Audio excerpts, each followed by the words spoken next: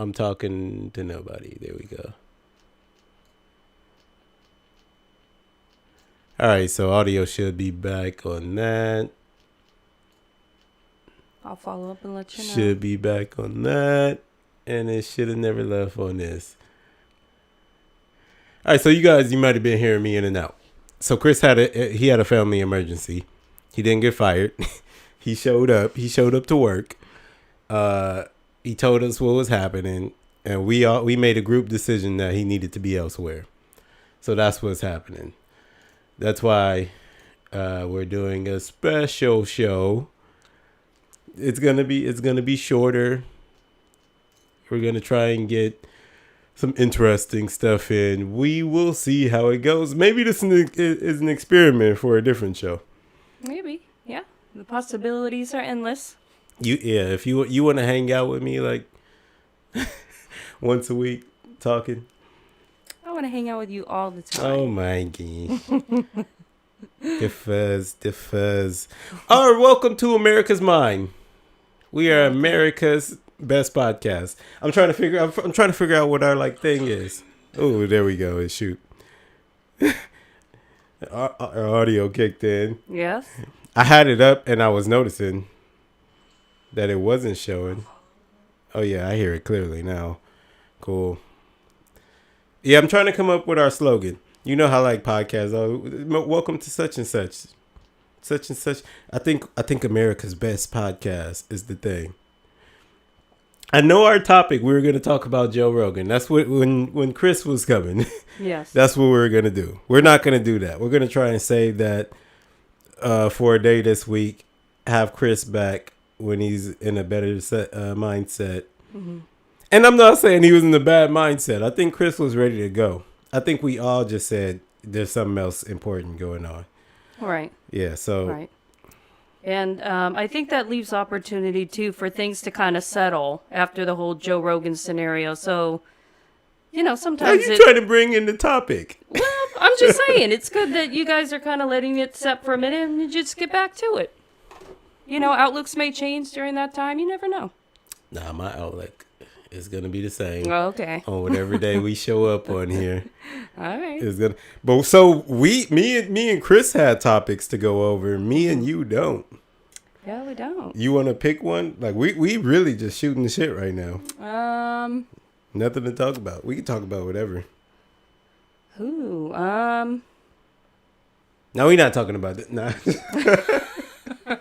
Okay. So you don't have any ideas.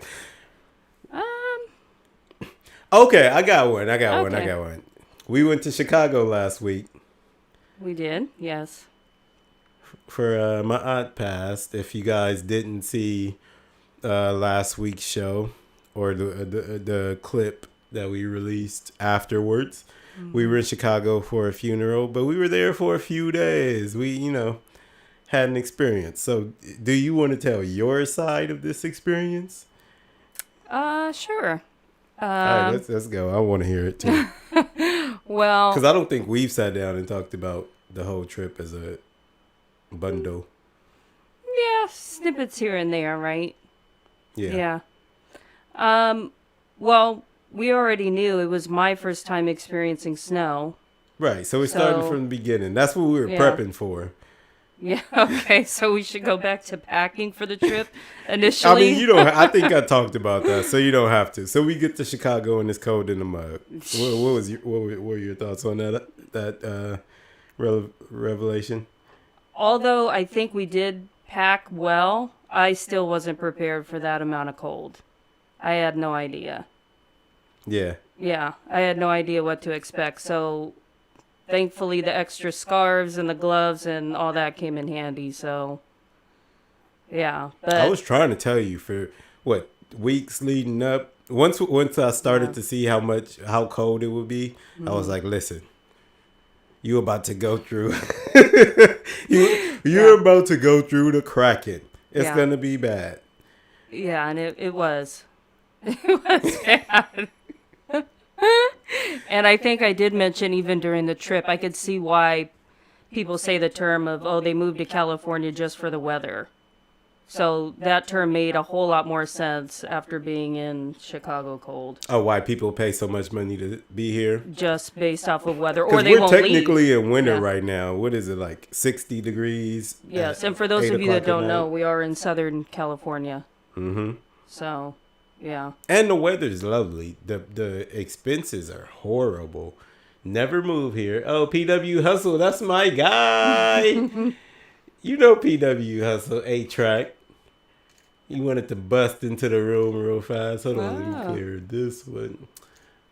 None of our stuff is set up right now. This is horrible. All right, so 8-Track says, your slogan is, we can't be beating these mean streets. That's your slogan, 8-Track. I can steal your slogan? If I could steal it, I'll take it, yo. I'll gladly take it. America's mine. We can't be beating these mean streets is the new slogan. Nah, I don't like it. I don't like it. You can keep that one, 8-Track. I like it for you. It is. I can't do it the way you do it. Like you killed it. I feel like when I say it, I don't even know what I mean, but I know what you mean when you say it, because you be out in these mean streets picking fights. But anyway, I don't be in these mean streets picking fights like you. Okay. But shout out to 8-Track Brown. I think it's his first time stopping by. He happened to catch us on the off week. But thanks for coming by, bro. Thanks for being involved in the chat. Subscribe if you aren't. And give us a like, because it's free. And I'll be on your shows giving you likes and whatnot. And so we supporting each other. Each other, 8-Track. I want to have 8-Track on the show, actually. I'm trying to... it has to be right. I'm pretty sure it's going to be a racial discussion. It's going to be something racial that comes up. And it's going to be... It has to be racial and controversial. I don't think racial is controversial as much as it used to be. So it has to be both. Depending upon who you're talking to, right? Yeah, I'm sure. Yeah. But that's how I feel. I'm talking about how I feel. Yeah. All right, so back to Chicago. It was cold in the mug. Cold. Yes. So that was definitely an experience, but for sure I wouldn't move or live in Chicago. No, at least not 12 months a year. No. Chicago is dope, especially like during the summer. It still can get cold. It rains crazy in the summer. It's still weird, but it's better. It's not like it's not manageable. Yeah, it's manageable. Yeah. Okay. Fair enough. So we get to Chicago. It's cold. We get to the Airbnb. I told the story about the Airbnb. Okay. How was your experience with it? My experience was to gracefully just go along. My position within this whole trip in general wasn't to complain or make anything more of an issue than what it really needs to be. So, yes, the Airbnb needed work, granted, but again, That's how you could describe it. It needed work. To sum it all up in one, it needed work. Yeah. Yeah, we don't have to recap. So, but that's the purpose. I recommend everybody read the reviews. Read the reviews and... You had a problem with the Airbnb before we booked it, I think. Because you read the reviews. I read the reviews. But the reviews were like the doorknob is broken or like you get locked in rooms. Okay, but who got stuck in the bathroom? Didn't your dad got stuck in the bathroom? Oh, Joe. Shout out to Joe. I don't think I told that part. So the way the bathroom doorknob, and this is the worst doorknob to be broken. The bathroom doorknob, like you can use the knob, but you can take them in and out, right? Like the knob you could just slide the knob out of the thing and there's no doorknob. So you got to put the knob in and turn it. I think the doorknob was outside of the bathroom. He went in the bathroom, closed the door. And so after he was done, he's just banging at the door. He's just knocking at the bathroom door. Wow. They think it's the front door because that particular bathroom's not too far from the front door.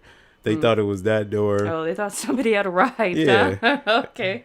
Yeah, you did have a lot of family come through. It was him stuck in the bathroom. But that I forgot about that. That makes me more upset. Yeah. Here's 8-Track Brown like, oh, you better. I know what he means. I better invite him on the show so he could talk shit.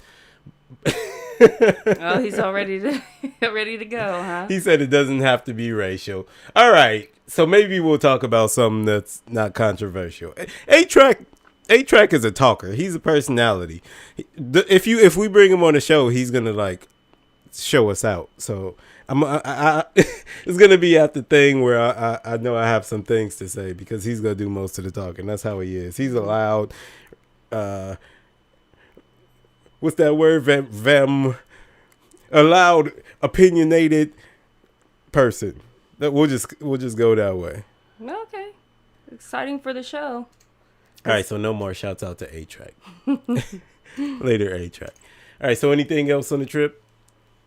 No, I think that was it. Because you went over weather too, the Airbnb, and just to wrap it up on my point of view, Jamaal has a big, wonderful family. So I'm glad you added wonderful to that. It could have been any adjective. Wow. Could have been any adjective. I'm glad you used wonderful. My family is super big. I can't count them. Like, it was one of those where my grandmother had 10 kids. Everybody else got 10 kids.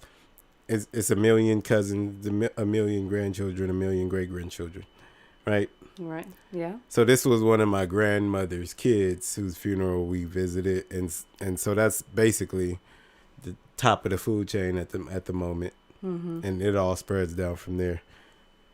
Yeah. I don't want you to comment on the funeral or anything because that'd be more family business or the family issues that went on because I don't want any heat to be on you. No, there's certain things to put out there and some things that need to remain within family. But that also brings up another exciting thing from my perspective on your big family and what the experience was for me we could even go into family reunions and all of that too. So. Oh yeah, you've been to one of those.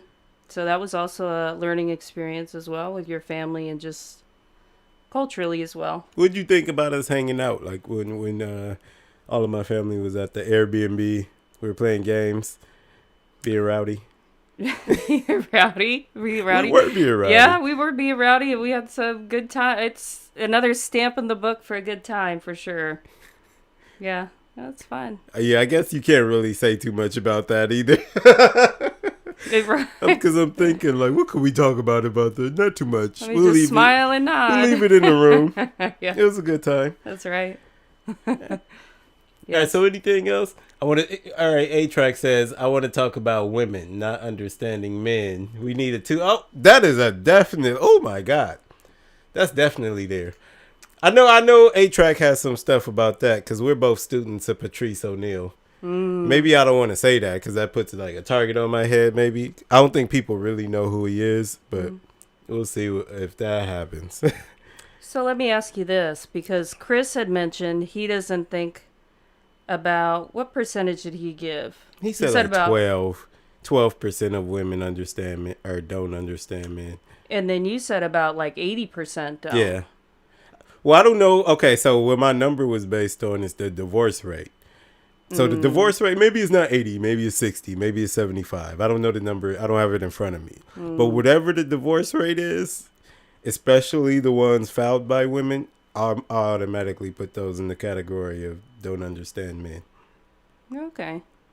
So if anything, that should be incorporated in the part 2. I feel like women divorcing men for like things like unreconcilable differences is proof, right? It's like I can't. It almost says I can't deal with men. Yeah, I need to look up what exactly that. Because if you all right. So we're married. What would be an unreconcilable difference? Like, oh, I'm out of here. To me, there wouldn't be one. All right, so not making enough money. Well, that wouldn't be it. Cheating. No. Verbal abuse. If I may. All right. If I may say this. There are women out here, gentlemen, that wholeheartedly believe in a vow that they take within marriage. Oh, you mean the ride or die chick? Till death do us part. That part of a vow, all of the vow, the whole vow in general, exchanging of vows all of it means something more so than the paycheck, the infidelity, the this and that. But it seems like the narrative is most men either maybe they're not finding the right women or they don't believe that that's a thing, but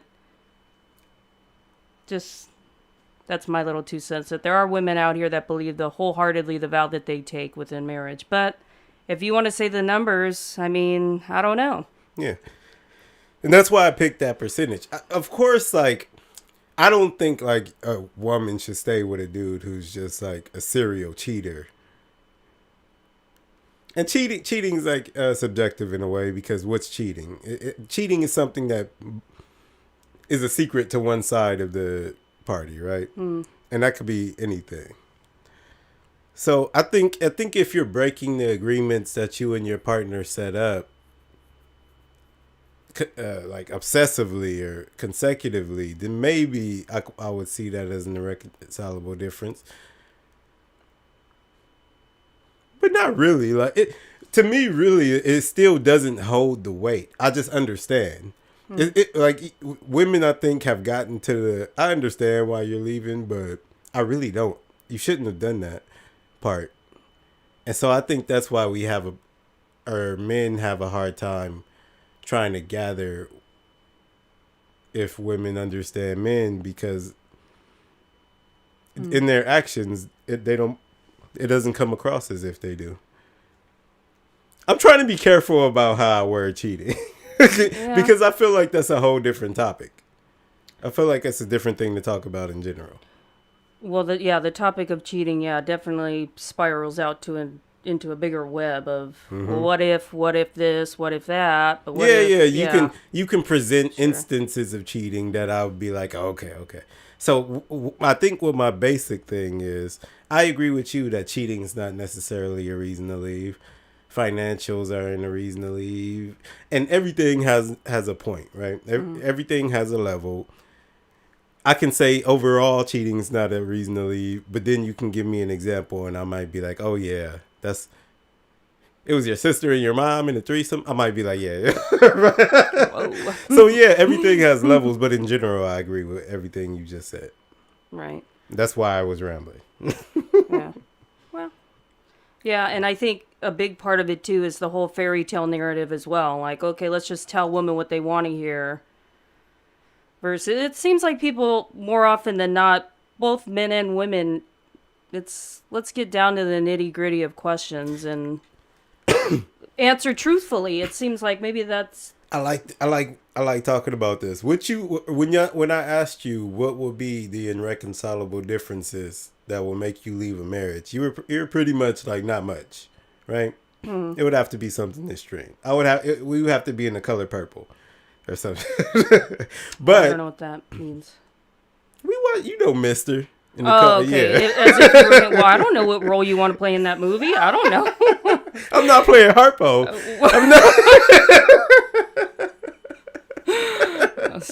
I'm not playing Harpo. You're not about to be Miss Sophia. But okay, so I agree with you in your causes for divorce. It's kind of hard to find one, and it should be like that. But there's a term that people use, right? Mostly women. Ride or die chick. Women be ride or die chicks for like 5 boyfriends. Then they be single and alive still. And that doesn't make sense for me. So it seems like what you're saying is more ride or die. Because you go ride until you die, right? Isn't that what ride or die is supposed to mean? Yes, but when we're talking about 2 separate kind of women here, though, because the woman that has the 5 boyfriends, she's not married, or is she? No, obviously not. Okay. So again, it brings back to the importance of marriage. Well, if you're a ride or die chick, you would be with one guy until y'all got married, and then y'all would be together in marriage forever until you died, until the ride is over. Right. It seems like ride or die is kind of like I'm a ride or die until we break up, and that doesn't make sense. You dead then. No, you about to defend ride or die? Go ahead. Well, let me ask you this: could a baby mama say she's ride or die? No, because she's still riding or she's dying. a baby mama. Wait, what do you mean a baby mama? A baby mama? She's still with it with her kid's dad? Or she's more so in the mindset of, hey, how can we effectively ride or die within Nah. their family unit? What still? I'm saying is, you can't be a ride or die chick if you in relationships. If you end relationships. Yeah. Oh, okay. That's what that I forget. Okay, so that's an important caveat. You can't be the person that ended the relationship, and you're ride or die within reason. within the reasonable levels. But see, if you give people room like that, they'll bring the levels back down until until they're right, until they agree. You see my wife trying to make me Miss Sophia. You told Hoppo to beat me. We watched that movie. Why did Miss Sophia beat up Harpo like that, though? He came back with the black eye. Anyway, we ain't finna color purple this situation up. Actually, some news on that, though. Did you see that they're doing the remake? Purple. I hate that idea. And you know why I hate it? Because they call it, you're going to hate this too. Uh-oh. Okay. They call it a movie musical. Why? Is there more singing? Yes. Well, nobody really sang in The Color Purple except Suge Avery. Right. Yeah, there were songs in The Color Purple. There were like club scenes. There were church scenes with people. Well, and then when they were sisters and they were younger, they were singing. Yeah, but they had a song together. They didn't go into a musical number. Oh, okay. Yeah. This one's giving me the impression that they're going to have a musical. Oh, it's like gonna be theater. like Hamilton. Theater. You know, a musical, like The Greatest Showman on Earth. They're gonna have a musical movie. I never saw that because I heard. Yeah, because you hate musicals like me. Well, we gave Hamilton a shot. I did. I didn't hate it either. I didn't hate it maybe because it was like a stage musical, but musical movies where it's just shot on film, but everybody's like Cats. I hated it. I don't even know why they made Cats. I hate it for a lot of reasons, but being a musical didn't help it. Yeah, way over our heads. But anything have we ever watched the musical together? I feel like anytime they come on, we just snatch the plug out of the TV and throw it out the window or something. Yeah, I mean, kudos. We at least give it a shot. Anyway, though, that's why the way they described this Color Purple movie, I didn't like it. A movie musical. I hope it's not a musical. And I don't like remakes of classics. The first Color Purple is. What do you have to do better than the first one, or the first version of it? I don't know. Apparently, incorporate more songs. Certain movies you can't remake. You can't remake the Star Wars trilogy. You can't remake The Godfather. You can't remake The Color Purple. It's just there's movies that are classics. Leave them like that. Put them in the museum. Everybody watch it when you feel like watching it. Don't remake them. Yeah. I hate remakes of classic movies, and I'm talking about like classic, not like everybody liked it remake. Not like Spider-Man. I don't consider any Spider-Man movie a classic. The Color Purple's a classic. The Godfather's a classic. You can't remake these movies. They're done. They made them, and the first time they did it, it was great. Let it rest. Fair enough. Yeah. But who did they cast? It's I don't know any of these people as their names. Is Fantasia in it, or is somebody named Fantasia in it? I couldn't figure that out. The only one that I know is I saw a video of Oprah calling what's the actress's name? It's the girl from Peacemaker and Orange is the New Black. I don't know her name either. She's playing silly. She's playing Whoopi Goldberg's role. I like that casting. Oh, she's playing silly? Yeah. Oh, and Suge Avery is Tahari P. Henson, which I also like. Okay, I didn't know. I don't look. We'll see. Everything about it I like, except that it's a musical and it's a remake of a classic. Okay. Yes. But we are excited. If I want to give it props, I'll give it props for being not the same thing. At least they're going to try and do something different with it, which is a musical, and the first one wasn't. We'll see. We'll see. Trek says, no more sister lesbian kissing. The ending of that movie always makes me no more. All right, look, we're going to make The Color Purple. I don't care if all The Color Purple scenes are the same. But the women, the character is destructive because men don't be beating up women like that. And listen, you're not about to say abuse is as prevalent as The Color Purple makes it seem. Hey, I'm not saying anything's more prevalent than the next thing. No. Yeah, you being PC. I like it. Well, it's true.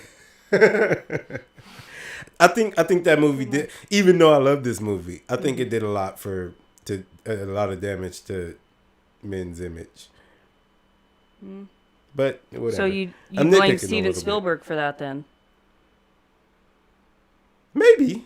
See, he directed it, but maybe I blame the author of the book. I don't know. I don't know who to blame. Okay, maybe it's time to read the whole book. I don't think you should not tell stories about such and such. I just think the actual movie did damage to the it's like I think that was the outcome. I don't need to blame anybody for it. Yeah. I don't think Steven Spielberg in The Conspiracy was like, we need to damage the image of men. I'm making The Color Purple. I think The Color Purple is a good story.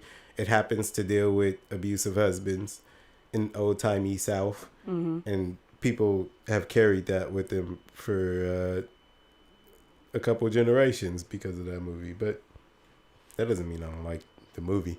I love The Color Purple. But Track Brown says no more sister lesbian kissing. The ending of that movie makes me cringe. Right. All right. So it was Shook, Avery, and Silly that were kissing. You know. Right. Yeah. But they're not sisters. Nah. They were like sisters in Mister's in Mister's cabinet. I don't know what to call them. I mean, I understand what he means though. He blames Debbie Allen. Debbie Allen is Felicia Rashad's sister. She's a dancer. I don't know why he would blame her. Did she choreograph it or something? It's not her fault. Listen. All right, y'all. Yeah, we did longer than I wanted. I wanted to come on here, just fill everybody in about what was going on with Chris, and we're gonna be here every Sunday, rain or snow. But this was a special show. I'm glad we got to talk. I'm glad Track came in for some drama. And Track, hey, I'm gonna hit you up in the next 2 weeks. We go find something. Maybe we'll do that. Do women understand men? If Track's available, that'll be number 2. Well, do women understand men? Part 2. We'll be back next week or the week after for that, depending on when we can arrange for Track. Me and Chris are gonna try and make up this show sometime Monday through Friday, and then we'll see you guys next Sunday at 7 p.m. PST time. This is America's Mind. I know y'all don't know Randi yet. Hello. Randi is the big deal around here, right? She's moderator on a lot of popular shows. Everybody likes her. She's popular around these streets. I'm just trying to get up to Randi's level of popularity. Shout out to Anton. Shout out to Anton Daniels. Daniels. Yeah, we'll see him in April, hopefully. Yeah. For a YouTube event in Houston. Yeah. Network, everyone. Network. Yeah. All right. I'm Jamaal Williams. I'm Randi. That's how you gonna do it? You just Randi? We haven't figured out what your name's gonna be yet. Yeah. Even in real life. We know what's on the license, but we still haven't figured it out. And this is Track Brown, PW Hustle, and we are America's Mind.